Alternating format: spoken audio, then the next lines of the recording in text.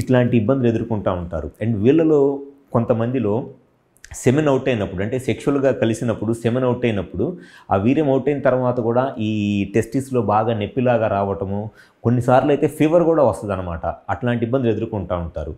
So ఈ chronic epididymis లేదా chronic ఎపిడైడమైటిస్ లేదా ఎపిడైడమో ఆర్కైటిస్ అనేది దానివల్ల వాళ్ళకి మెయిన్గా వచ్చే సమస్య ఏంటంటే క్వాలిటీ ఆఫ్ లైఫ్ తగ్గిపోతూ ఉంటుంది. కంటిన్యూస్గా కాన్సన్ట్రేషన్ అంతా టెస్టిస్లో ఏదో జరిగిపోతుంది, అనీజీగా ఉంటుంది. ఎంత ట్రీట్మెంట్ చేయించుకున్నా, ఎక్కడికి వెళ్ళినా, ఎన్ని హాస్పిటల్స్కి వెళ్ళినా కంటిన్యూస్గా ఈ డాక్సీసైక్లిన్ అనే యాంటీబయాటిక్ ఒకటి యూజ్ చేస్తూ ఉంటారు.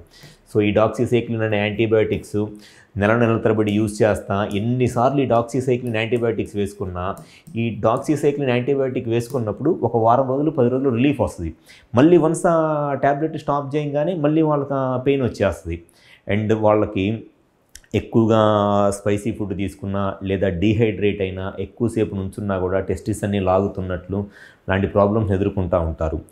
ఎవరైతే ఈ టెస్టిస్లో ఇన్ఫెక్షన్ వచ్చి ఇన్ఫెక్షన్ తగ్గిపోయి ఆ ఇన్ఫెక్షన్ తగ్గిపోయిన ఇన్ఫెక్షన్ తాలూకు డ్యామేజ్ ఇన్ఫ్లమేషన్ అనేది కంటిన్యూస్గా ఉంటుందో, ఈ ఇన్ఫ్లమేషన్ వల్ల వచ్చే ఈ క్రానిక్ ఎపిడైడమైటిస్ లేదా క్రానిక్ ఎపిడైడమో ఆర్కైటిస్ లాంటి ప్రాబ్లమ్స్ కంప్లీట్గా క్లియర్ అవ్వాలి అండ్ వాళ్ళకి ఆ రిలీఫ్ రావాలి అని అంటే ఉన్న బెస్ట్ ట్రీట్మెంట్ ఆప్షన్ను ఈ షాక్ వేవ్ థెరపీ అనేది, దీన్నే ఈఎస్డబ్ల్యూ ట్రీట్మెంట్ అంటారు.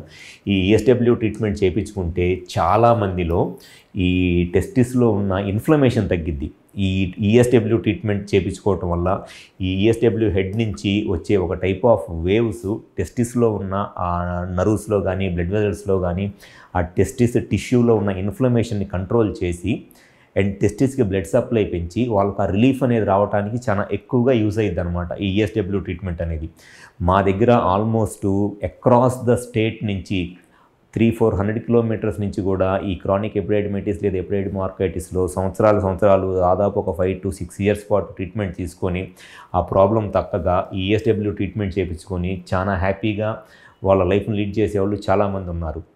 సో ఎవరిలో అయితే ఈ టెస్టిస్లో బరువుగా ఉండి అనీజీగా ఉండి అది చెప్పుకోలేని బాధలాగా ఇబ్బంది పడుతున్నారో వాళ్ళలో ఉన్న బెస్ట్ ట్రీట్మెంట్ ఆప్షన్ ఏంటి అని అంటే కంటిన్యూస్గా ఈ doxycycline pain killers antibiotics use చేయడం కన్నా ఒక్కసారి మినిమం ఒక 4 to 5 సెషన్స్ ఈ ఈఎస్డబ్ల్యూ ట్రీట్మెంట్ చేయించుకున్నట్లయితే రిలీఫ్ రావడానికి చాలా ఎక్కువ అవకాశం ఉంటుంది.